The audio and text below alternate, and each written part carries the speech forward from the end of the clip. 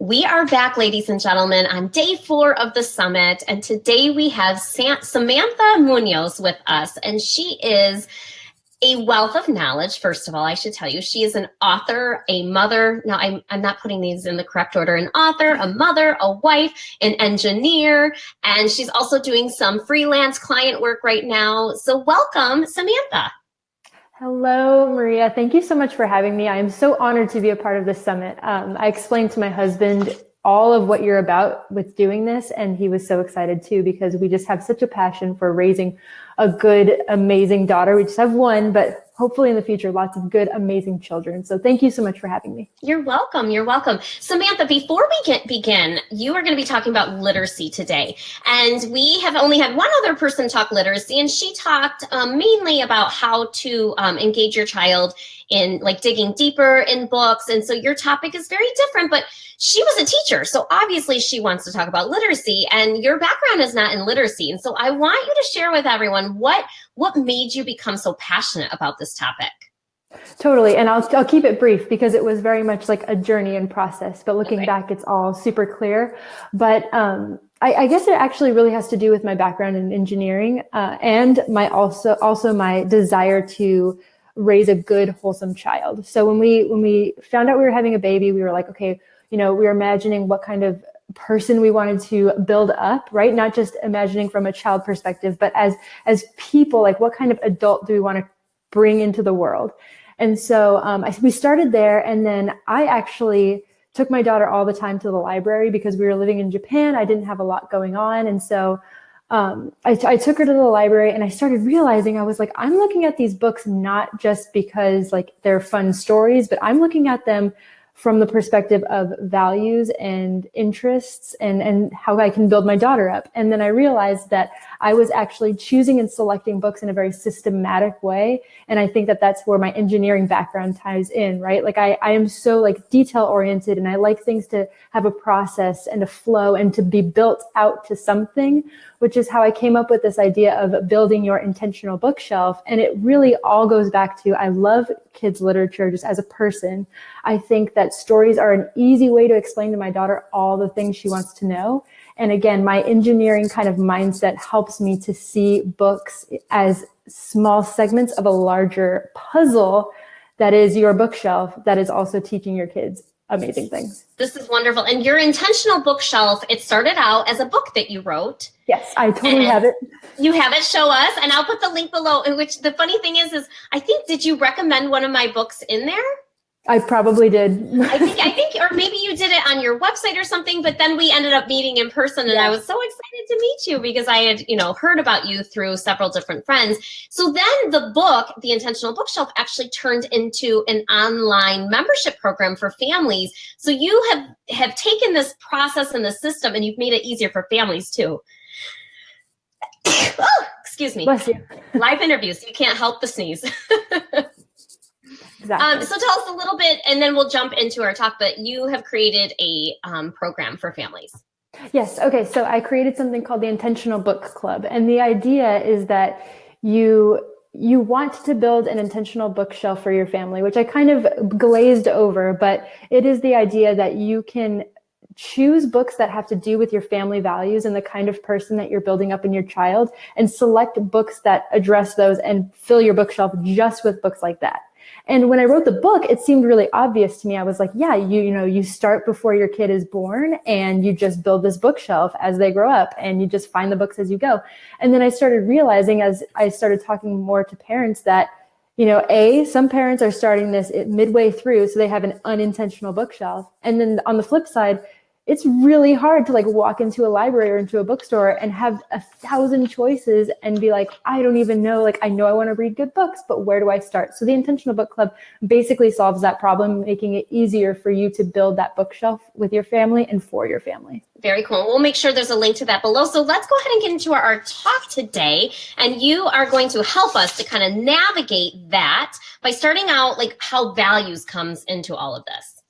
Yeah. Okay. So the first part of building an intentional bookshelf, and in essence, the kind of core part of being a parent, in my opinion, is understanding your personal core values and your family core values. So what it really comes down to is sitting down as a family. And if your children are old enough, please, by all means, welcome them into the conversation and discuss what are the most important things to our family? What kind of people, do we want to be in the world? What kind of people do we like in the world that we want to emulate? Mm-hmm. And really the whole purpose of that is, instead of being like jellyfish and just kind of moving through life and moving through parenthood with, not caring about how we are acting and being intentional with the way that we're living in the world, really sitting down and saying, okay, like these things are important. So to get really specific, my husband and I, we sat down actually recently, because we kind of did it again. We sat down and we said, okay, what kind of things are the most important to us? And so I think I mentioned before, maybe I didn't, my husband's a Marine. So he first thing he said is like honor, courage, and commitment. Those are the core values of the Marine Corps. And we actually broke those down, right? So we said what does it look like to be courageous in our daughter's life? Does it mean trying new things, or going up to a friend at school that she doesn't, or a person at school she doesn't know yet, and being courageous like that? And so taking these broad ideas like honesty, courage, kindness, and breaking it down into what kind of tactical, practical things could we do and teach our child? And that is the value. That's the core thing you hold on to. And then you find the books that address that particular thing. Beautiful. Beautiful. I love it. I love it. And what do we do with those books? How do we use the books to actually bring that value into our home? Right. So the book is step one. Well, I guess step one is finding the core value. Step two is getting the book. And then step three is reading the book and going beyond the book, right? You and I talked about this all the time, taking a book and then doing an activity related to it, or going out and implementing it. So your jelly donut difference book, right? Mm-hmm. So we would take that book, we would read it, and then we would go do something kind for our neighbor to kind of drive home the point that gratitude and kindness and these things are really important to us. And we can start with a story, which is a concrete example for your kids to hold on to say, I love this character, he does a good thing, and then go out and emulate that and actually follow in the footsteps of the character and do that. So you can't stop at the book, because that's just the very beginning part of it that just opens the conversation and begins the deeper dive into the concept. So that's fantastic. So yes. And can you give examples? I know that within the Intentional Book Club, you have a lot of families now taking these values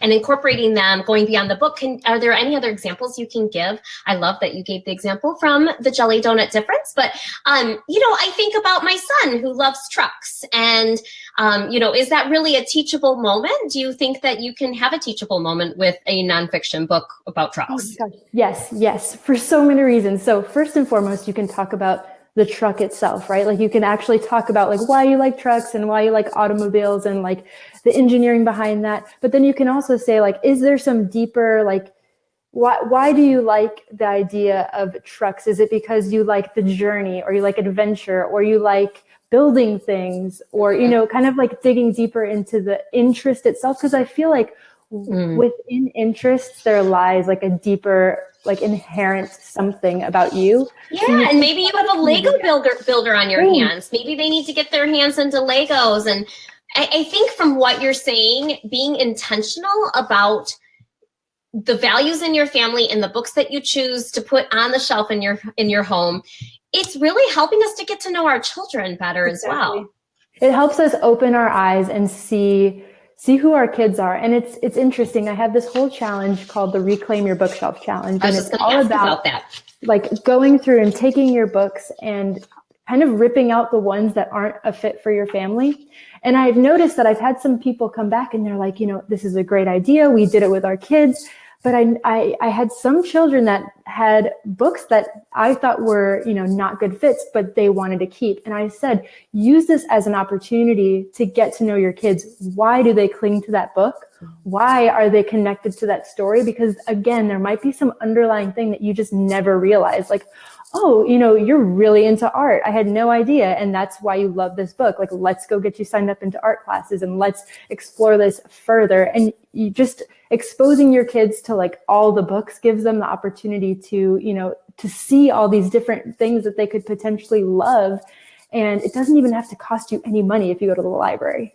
That's wonderful. And I will admit that I went through our bookshelf a few years ago, and I was just kind of like, oh, okay, cleaning things up, because I get a lot of donations. We go to the garage sale, and we just pick up books and what have you. And sometimes I'll buy like a whole box of books, and I just wanted to clean things up and make sure that my preschooler had really good books in his room for preschoolers and what have you. So I donated all of the Dora books and all of the Barbie books.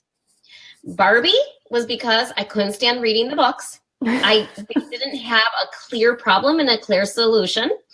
And Dora, I just couldn't do it anymore. Yeah. And I also don't think they're well written. Right. So you're probably pretty critical. Yeah, I am. But here's the deal. And you know what? The girls were still into Barbie, but everybody was over Dora at this point. So I kind of felt guilty about the long, extreme Barbie books. But I also had to ban Barbie show from our house. And it lasted about 3 months because the Barbie show, I don't know, I think it's on Netflix. She's sassy. Somebody on that show is sassy. I can't remember her name, but she says, whatever. And I started seeing my girls using that with me and my husband and with the members of our family. I don't care, whatever. And I was like, you know what? I think that Barbie's probably not appropriate for you. If you can't see that they're saying it on the show and it's not okay in our home, then we're not going to watch it anymore. So anyways, my whole point of this is that I never really found out why they loved the Barbie books or they loved the Barbie show. So I've learned something from you. I probably should go back and find that out. The books are long gone now. Yeah. And you know what's actually really cool about that example is that I feel like people don't realize that the books are just like TV shows, though. Like if you expose your kids to books that contradict your values, you are going to see that, manifest in your children. And so I'm not saying this is not at all about like sheltering your kids. Mm-hmm. It's more so about guiding them, right? Like we guide our children all the time with what they watch on TV, with the people they hang out with the places that we take them. We as parents, our mission, our job, one of our greatest purposes is to guide them and show them the way of our family and the way of being a good person and the best version of themselves. And so building the bookshelf around that just helps to frame it and to guide it even more. You're reading these books with your kids every night. So that's beautiful. And, I will say, no, this is not about sheltering. And for those of you listening, you can hop onto the interview from last night with Carrie Routledge. And she's an educator, and she talked about diversity in books and how fantastic it is. If you're in a community that is not super diverse, your children do not need to remain in a bubble, because literature can really bring your children into many different aspects of the world, different people, different places, different foods, just gender equality. There's so much that we can get from literature. So it's definitely not being in a bubble, but at the same time, I use Common Sense Media a ton with our children. I use it for movies, and I use it also for books. And it's a website that has reviews for appropriateness and content. So if my kids want to watch a movie and I'm not familiar with the movie, I'll look it up there, and it will tell me like violence, what are the scenes that are violent, and what, like maybe the language is bad, or there might be some like sexual like parts that mention like kissing and girlfriends and boyfriends. And you can dig deeper as a parent and decide whether or not, I don't think my children are ready to see this. It gives age recommendations. So I think that is really cool. You can do that with books too. That's because awesome. Your daughter may be a fantastic reader. Let's say at the age 6, she can read Harry Potter, but do you want your 6-year-old reading Harry Potter, independently without being able to have you there to ask questions and to comprehend what's actually happening? Exactly.